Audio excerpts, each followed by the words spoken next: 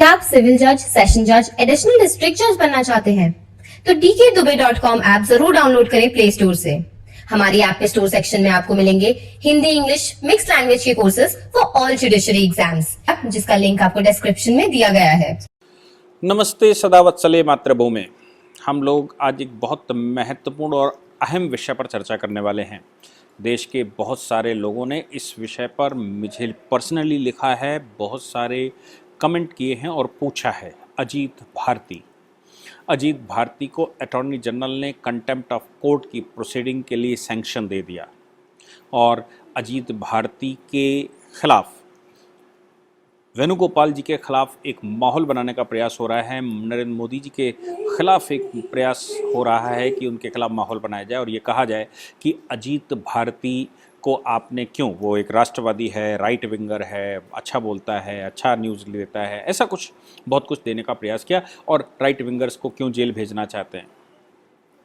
मैं आपको कुछ मूल बातों पर विचार करने के लिए कुछ बिंदु देता हूँ, वो आपको सबको सुनना होगा।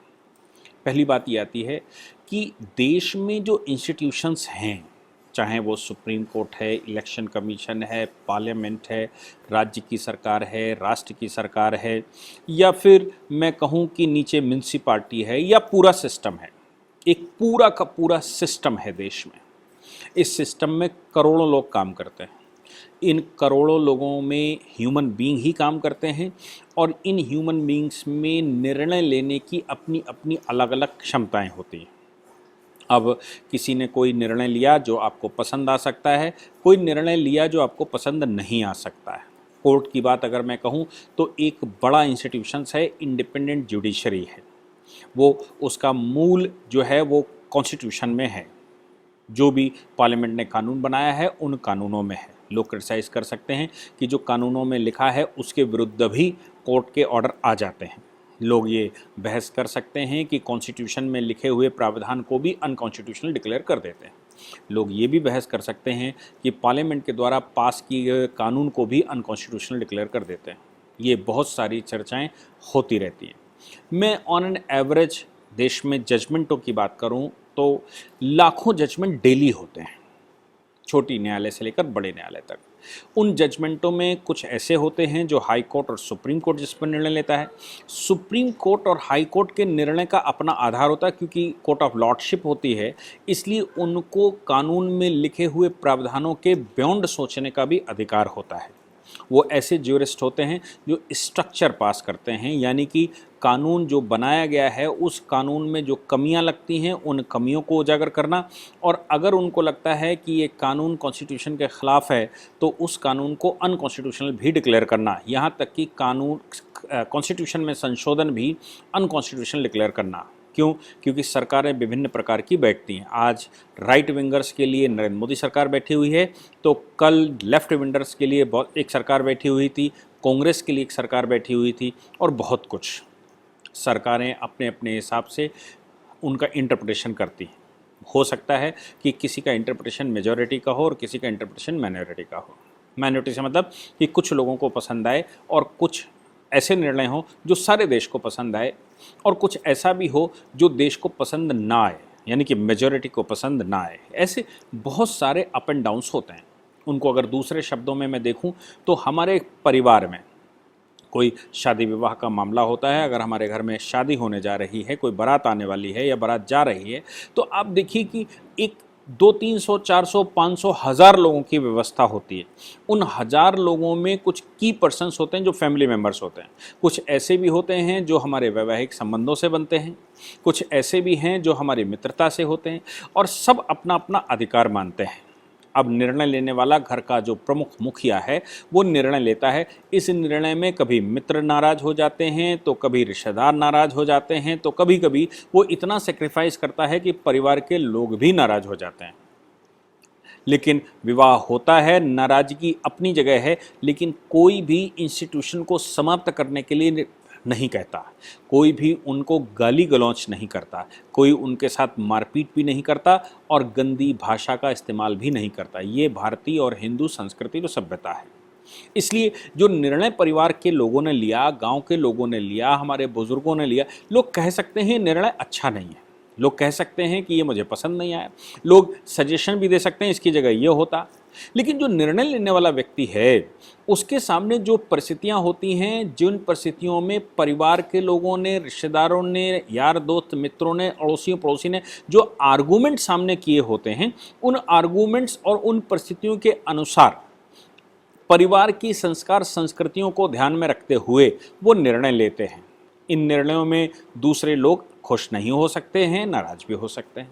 जब एक परिवार के कुछ निर्णय ऐसे क्रिटिसाइज किए जा सकते हैं जिन पर हम मारपीट गाली गलौच नहीं करते क्योंकि घर का मुखिया है और उस पर हम विश्वास करते हैं, घर में एक इंस्टीट्यूशन है जिस पर हम विश्वास करते हैं। ऐसे मान के चलो घर में एक बाथरूम है और उसका इस्तेमाल करने वाले कई लोग हैं, उसकी व्यवस्था रखने वाले भी कई लोग हैं। अब हम क्या उस बाथरूम के दरवाजे को तोड़ देंगे अगर हम नाराज़ हुए तो? हम घर को तोड़ देंगे अगर हम नाराज़ हुए तो? घर वालों के साथ हम मारपीट करेंगे, गाली गलौज करेंगे अगर हम नाराज़ हुए तो? इसलिए निर्णय अच्छे खराब हो सकते हैं। यही बात मैं कहूँ म्यूनसिपाल्टी में निर्णय लेने वाले व्यक्ति हैं, यही बात मैं कहूँ कि विधानसभा में निर्णय लेने वाले व्यक्ति हैं, यही मैं कहूँ पार्लियामेंट में निर्णय वाले लोग होते हैं, यही मैं कहूँ कि चुनाव आयोग और जो इंस्टीट्यूशंस हमारे यहाँ बने हुए हैं उनमें भी निर्णय लेने वाले लोग होते हैं। हमारे कोर्ट्स में भी निर्णय लेने वाले लोग होते हैं। हमारे न्यायालय में कोई बात सामने आती है तो कानून एक रोल प्ले करता है, आर्गूमेंट करने वाले एडवोकेट्स दूसरा रोल प्ले करते हैं, और फैक्ट, सिचुएशन, सर्कमस्टांसेस और जजेस की नॉलेज अपने आप में एक रोल प्ले करती है। सवाल वहाँ पर आता है कि अगर जजेस का इंटेंशन खराब है, यानी कि उन्होंने जो आर्गूमेंट कोर्ट के सामने हुए, जो परिस्थितियाँ कोर्ट के सामने कहीं, उनमें भी अगर उनका इंटेंशन खराब है तो उसके लिए एक रेमेडी है, यानी कि उनके इंटेंशन के खिलाफ एक रेमेडी है। रेमेडी ये है कि पार्लियामेंट में जाकर, अगर हाई कोर्ट सुप्रीम कोर्ट की बात कर रहा हूँ, तो पार्लियामेंट में जाकर हम उनके खिलाफ महाभियोग लेकर आते हैं। अगर नीचे के जजेस का कोई समस्या आती है तो हम उनके लिए टर्मिनेशन हाई कोर्ट में डालते हैं। एक एडमिनिस्ट्रेटिव जज हाई कोर्ट का होता है, वहाँ पर जाकर कहते हैं, वो उनके खिलाफ एक इन्वेस्टिगेशन, इंक्वायरी बिठाते हैं और उनके टर्मिनेशन की प्रोसीडिंग शुरू करते हैं। ऐसे ही हाई कोर्ट ने अगर कोई निर्णय लिया है तो हाई कोर्ट की पहले फुल बेंच में भी जा सकता है और फिर वो सुप्रीम कोर्ट भी आ सकता है।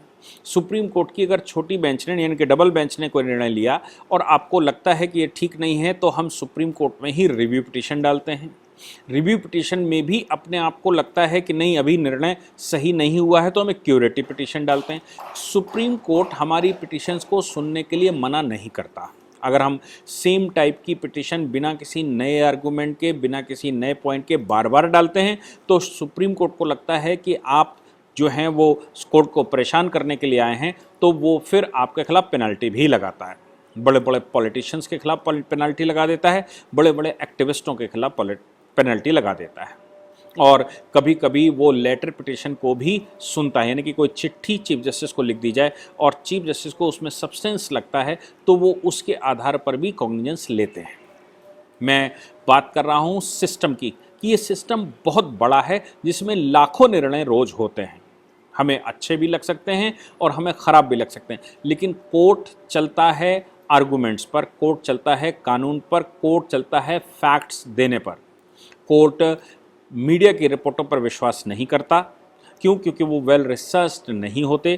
कोर्ट प्रॉपर इन्वेस्टिगेशन करवाता है, इन्वेस्टिगेशन करवाने के बाद फिर उस पर इंक्वायरी स्वयं करता है, और जब उसको लगता है कि पुख्ता तरीके से इस पर मुकदमा चलाया जा सकता है तो फिर वो उस पर कॉग्निजेंस लेता है, नहीं तो वो वहीं पर डिसमिस कर देता है। ये एक लंबी प्रक्रिया है जो कोर्ट को ऐसा करने के लिए रास्ता खोलती है।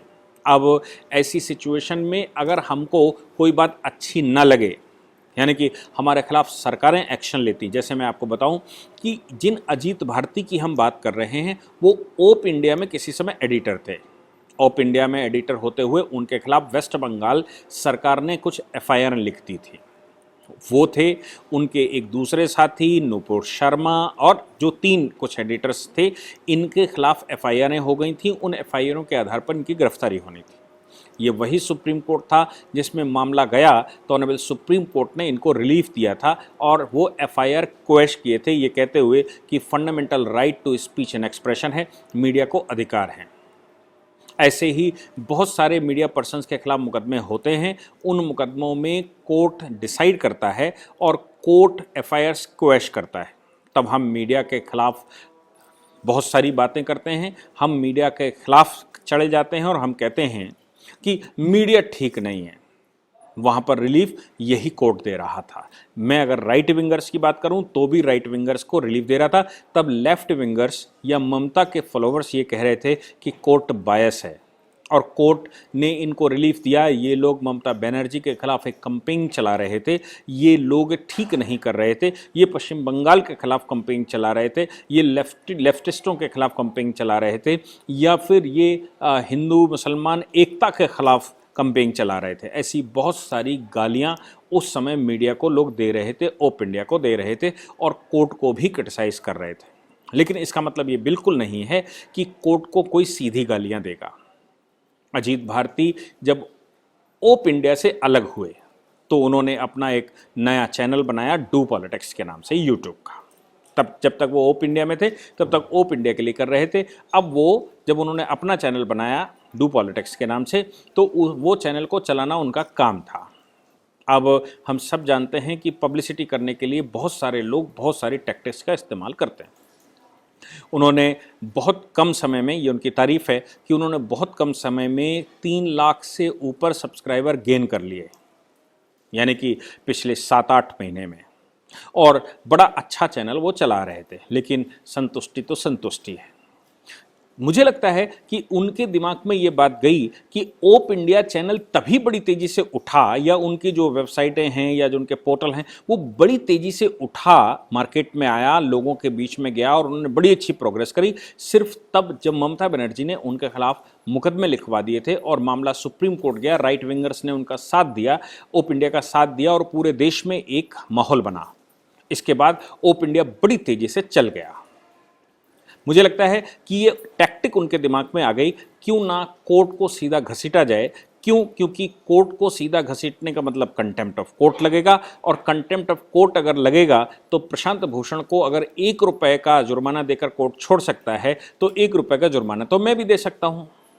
इसलिए कोर्ट को भला बुरा कहा जाए, कोई भी पॉइंट निकालकर कोर्ट को भला बुरा कहा जाए और मामले को तूल पकड़ा दिया जाए, ताकि डू पॉलिटिक्स की तरफ देश के लोग आकर्षित हों और हमारा चैनल अच्छा लगे, 10-20 लाख रुपए महीने की आमदनी होनी शुरू हो जाए। अभी एक अनुमान के मुताबिक लोगों का, जो मैं व्यूज़ पढ़ रहा था तो उनका कहना था कि इस समय ये चैनल 1 लाख रुपए या उससे कम की महीने की आमदनी कर रहा होगा, या जो भी 50-60 हज़ार रुपये, 70 हज़ार रुपये। अब भूख तो भूख है, बड़ी तेज़ी से आगे बढ़ा जाए, इसके लिए उन्होंने सारे तरह के टैक्टिक्स अपनाए और उसके बाद कोर्ट को सीधी गाली देनी शुरू की। आप सोच सकते हैं कि मैंने जैसे कहा कि इंस्टीट्यूशंस में निर्णय होता है वहाँ आर्गुमेंट के आधार पर, हमको पसंद आ भी सकता है, नहीं भी आ सकता है, लेकिन ये पसंद नापसंद के आधार पर क्या हम इंस्टीट्यूशन को भंग करना पसंद करेंगे? क्या हम, जैसे अफगानिस्तान में सारे इंस्टीट्यूशंस को भंग किया गया, क्या भारत में किसी इंस्टीट्यूशन को हम भंग करना पसंद करेंगे? क्रिटिसिज्म कोर्ट की भी होती है और कोर्ट की इस क्रिटिसिज्म को कोर्ट कंटेम्प्ट नहीं मानता। क्रिटिसिज्म जैसे मैं करता हूँ, मैं कोर्ट के जजमेंटों को, उनमें क्या कमियां रह गई इस विषय को अक्सर बोलता हूँ, क्या और अच्छा हो सकता था ये मैं बोलता हूँ, कोर्ट के अंदर जो प्रोसीडिंग चली उनमें कानूनी प्रक्रिया क्या है वो भी मैं बोलता हूँ, मैं कॉन्स्टिट्यूशन में क्या बदलाव की आवश्यकता है ये भी बोलता हूँ, और मैं माननीय न्यायालय ने निर्णय में क्या कमियां क्या गलतियां की इसको भी बोलता हूँ। और ये एक क्रिटिसिज्म का सिस्टम है। Criticism of court is not a contempt, लेकिन 2 तरह के कंटेम्प्ट, अगर कोर्ट के काम में बाधा पहुंचाना एक काम, और दूसरा कोर्ट की मानहानि करना, यानी कि न्यायालय की प्रतिष्ठा को प्रश्न लगाना, न्यायालय की प्रतिष्ठा गिराना। मैं क्रिटिसिज्म करता हूं या जो लोग क्रिटिसिज्म करते हैं वो अलाउड है केवल उसकी कमियां ढूंढना। कमियों के आधार पर अगर हम उस पर पिटीशनें डालते हैं, पीआईएल्स डालते हैं, कोर्ट को बारंबार कहते हैं, तो कोर्ट 2 जजों की बेंच, 3 जजों की बेंच, 5 जजों की बेंच, 7 की, 9 की, 11 की और 13 की, यहाँ तक कि रात में भी कोर्ट खोलकर उसको सुनता है एग्जीक्यूशन से पहले। कई बार हम कोर्टों में जाते हैं और कोर्टों में निर्णय पलटवाते हैं, क्यूरेटिव पिटिशन उसका एक प्रोसीजर है, रिव्यू पिटिशन उसका एक प्रोसीजर है। उन प्रोसीजर्स को हम अडॉप्ट करते हैं। आपको अगर ये बात कहनी है तो कोई ना कोई प्रोसीजर तो आपको परमानेंट बनाना ही पड़ेगा, एक स्ट्रक्चर बनाना पड़ेगा। अगर आपके पास कोई प्रोसीजर या स्ट्रक्चर नहीं है और आप कहते हैं न्यायालय ने ये किया है, तो हम न्यायालय किस आधार पर जाएं, कैसे जाएं? इसके लिए प्रोसीजरल मैकेनिज्म होती है, सुप्रीम कोर्ट रूल्स होते हैं, हाई कोर्ट रूल्स होते हैं, नीचे वाले कोर्टों के लिए criminal procedure code, civil procedure code और बहुत सारे प्रोसीजरल मैकेनिज्म होती हैं। इसमें ये प्रक्रिया है। मैंने कहा लाखों जजमेंट डेली होते हैं, उसमें 2-4 जजमेंट ऐसे भी हो सकते हैं जो कि मीडिया में फ्लैश हो गए हों और मीडिया कवरेज के आधार पर लोगों ने अपनी एक व्यू बना लिया हो। अगर उनको लगता है कि ममता बनर्जी के खिलाफ जो बंगाल वायलेंस में केस हुआ वो गलत डिसीजन, कोर्ट ने टेक्निकल ग्राउंड पर उसको खारिज कर दिया है, तो उसका तरीका ये था कि उसको फिर से पिटीशन डालना था, पुनः प्रयास करना था, नए फैक्टों को ढूंढ कर लाना था, कुछ मेहनत करना था। अगर उनको लगता है कि न्यायालय रात में खुलता है और वकील खुलवा लेते हैं, तो ये भी तय बात है कि न्यायालय रात में खुलता है और वकील ही खुलवाते हैं, चाहे किसी तरह साइड का हो। हाँ, आपका मन अच्छा और खराब हो सकता है। तो अगर आप इन शब्दों का इस्तेमाल करेंगे कि न्यायालय पुरुष के उस भाग के आगे टंगा हुआ है, मतलब कितना गंदा शब्द, मैं हिंदू समाज उसको बोलना भी पसंद नहीं करता। क्या आप सुनना चाहते हैं लिंग के अग्रभाग? ऐसे शब्दों का प्रयोग अगर कोई करता है और दलाल कहता है, बिकाऊ कहता है और पता नहीं कितने गंदे शब्द, वो शब्द हम अपने परिवारों में, अपने लोगों के बीच में बोलना पसंद नहीं करते। क्या ऐसे शब्दों को ये भारत स्वीकार कर सकता है? अब ऐसे शब्द अगर कोई बोलता है एक YouTube चैनल चलाने के लिए कि हम मीडिया में हो जाएंगे और हमारे खिलाफ कंटेम्प्ट ऑफ कोर्ट लगेगा, तो 1 रुपये की प्रोसीडिंग प्रशांत भूषण के खिलाफ लगेगी, मुझे भी 1 रुपये ले लेंगे। 1 रुपये, 2 रुपये, 10 रुपये, लाख रुपए जमा कर देंगे तो हमारी आमदनी 10 लाख रुपए हो जाएगी। ऐसे शब्दों को अगर बारंबार रिपीट किया जाए, क्योंकि प्रशांत भूषण का केस इनिशियल स्टेज पर था, लेकिन अगर बारंबार किया जाएगा और लोगों को ये मैकेनिज्म समझ में आएगी, तो न्यायालय इस पर बड़े निर्णय लेगा। और ये जो YouTube चैनल चलाने का उनका प्रयास था, 24 जून 2021 को जो उनका बयान आया सुप्रीम कोर्ट को लेकर, और जो 23 मिनट की वीडियो में कम से कम 23 बार गाली दी गई होंगी या ज़्यादा बार गाली दी गई हैं सुप्रीम कोर्ट को और पूरी न्यायिक व्यवस्था को, पूरी व्यवस्था को। क्या आप सोच सकते हैं कि एक व्यक्ति, एक पिटीशन पर निर्णय होता है, वो 2 लोगों का लिए निर्णय होता है, एक के लिए प्लस और एक के लिए माइनस, एक के पक्ष में और एक के विपक्ष में। जिसके विपक्ष में अगर मैं कहूं कि दिन में 10 लाख निर्णय होते हैं, तो 5 लाख लोगों के विरुद्ध निर्णय होते हैं और 5 लाख लोगों के पक्ष में निर्णय होते हैं। तो ये जो 5 लाख लोगों के विरुद्ध निर्णय हुए, तो ये क्या कोर्ट को गालियां देना शुरू करेंगे या इनको अपील डालनी चाहिए, कोर्ट की कमियों को उजागर करना चाहिए, या सीधा लिंग के अग्रभाग पर लटकाकर ऐसा वैसा इन शब्दों को इस्तेमाल करना चाहिए? मुझे लगता है कि अजीत भारती ने जो किया वो किसी भी प्रकार से, किसी भी प्रकार से वो क्षम्य नहीं है। अटॉर्नी जनरल के पास जब कृतिका सिंह, एक लॉ स्टूडेंट ने, Ram Manohar Lohia national law college Lucknow की छात्रा ने लिखा कि भाई ये इतने गंदे शब्द इंस्टीट्यूशन के खिलाफ इस्तेमाल करते हैं, तो इनके खिलाफ क्या कंटेम्प्ट ऑफ कोर्ट नहीं हो सकता? तो मुझे नहीं लगता कि ऐसे किसी भी क्वेश्चन पर अटॉर्नी जनरल कोई भी, मैं कहता हूं अगर अजीत भारती खुद भी अटॉर्नी जनरल होते तो ये कहते कि लिंग के अग्रभाग पर जुडिशरी का ऐसा वैसा ये वो ऐसे शब्द इस्तेमाल करने वाले को छोड़ा जाए, कंटेम्प्ट की प्रोसीडिंग सैंक्शन की, अब वो केस फाइल करेंगी कंटेम्प्ट का। अभी तक न्यायालय ने कोई भी निर्णय नहीं लिया है। अब ये जो चैनल बढ़ाने के लिए सोच रहे थे, इनके YouTube चैनल पर बैन लग सकता है, लग सकता नहीं, लगेगा, 100% लगेगा, इसमें कोई शक नहीं। और इनको सोशल मीडिया इस्तेमाल करने से इन पर बैन लगेगा, IT रूल्स के तहत इनको जेल भेजा जाएगा।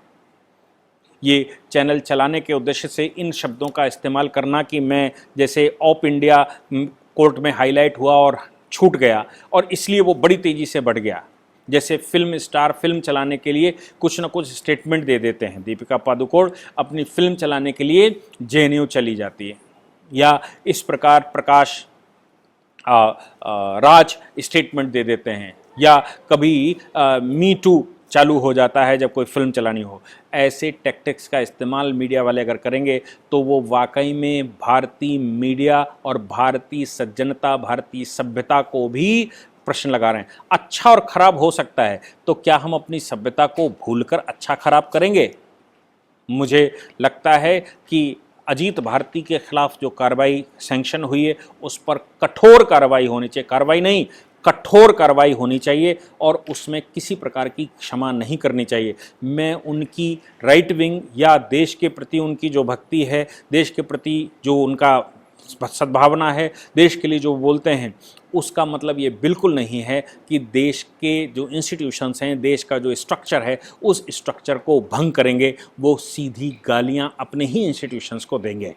ये कतई स्वीकार नहीं किया जा सकता। आप लोग अभी तक वो यूट्यूब चैनल पर है उनके डू पॉलिटिक्स के, उनके सब्सक्राइबर नो डाउट बढ़े होंगे जब से ये सैंक्शन किया है अटॉर्नी जनरल ने, लेकिन वो चैनल जल्दी बंद होगा, इससे भी मुझे कोई किसी प्रकार का शक नहीं है। और वो जेल भी जाएंगे, इसमें भी किसी प्रकार का कोई शक नहीं होना चाहिए। लेकिन अपनी फ़ायदे के लिए देश को बदनाम करना और पूरे विश्व में ये हमारे कोर्ट्स के विरुद्ध करना, कोर्ट के विरुद्ध जनभावना पैदा करना, लोगों को खड़ा करना, ये कहीं से भी किसी को भी स्वीकार नहीं हो सकता। चाहे वो अजीत भारती खुद अटॉर्नी जनरल होते तो मुझे लगता है वो भी ये सैंक्शन करते हैं जिन प्रकार के शब्दों का इस्तेमाल किया। 24 जून 2021 को उनके चैनल पर आप जाएंगे, सुप्रीम कोर्ट के बारे में अगर केवल सुप्रीम कोर्ट उनके चैनल पर ढूंढ लेंगे तो आपको वो वीडियो मिलेगा, उसको आप देखिए और सोचिए कि इस आदमी को जेल जाना चाहिए या नहीं जाना चाहिए। मैं किसी की देशभक्ति पर प्रश्न नहीं कर रहा हूँ, लेकिन गालियाँ अगर मैं भी दूंगा तो मैं जेल जाऊँगा। मैं अपने बच्चे को मारूंगा तो मैं जेल जाऊँगा। मैं अपने परिवार में नुकसान करूँगा तो भी मैं जेल जाऊँगा। मेरा ही बच्चा है, मेरे परिवार के लोग हैं, लेकिन उनको अगर मैं हानि पहुंचाऊंगा तो मैं निश्चित रूप से जेल जाऊंगा। अपना ही देश है, अपने ही इंस्टीट्यूशंस हैं, अपना ही सिस्टम है, उसको सुधारने का प्रयास करेंगे, उसको डिस्ट्रॉय करने का प्रयास जब भी आप करेंगे तो पूरा देश, पूरा समाज आपके विरुद्ध खड़ा हो जाएगा। इसलिए इस मामले में मुझे लगता है कि जिन लोगों ने भी ये कहा है कि अटॉर्नी जनरल ने गलत किया, उनको वो वीडियो ज़रूर सुनना चाहिए और अटॉर्नी जनरल की जो रिकमेंडेशन है जिसमें उन्होंने पॉइंट लिखे हैं कि क्या क्या कहा गया, उनको ज़रूर पढ़ना चाहिए। सबकी बुद्धि खुल जाएगी, सबको समझ में आ जाएगा। इसलिए उनकी मैं भावनाओं पर नहीं, मैं उनकी बदतमीजी के आधार पर कहता हूँ कि उनको जेल जाना होगा। Thank you very much.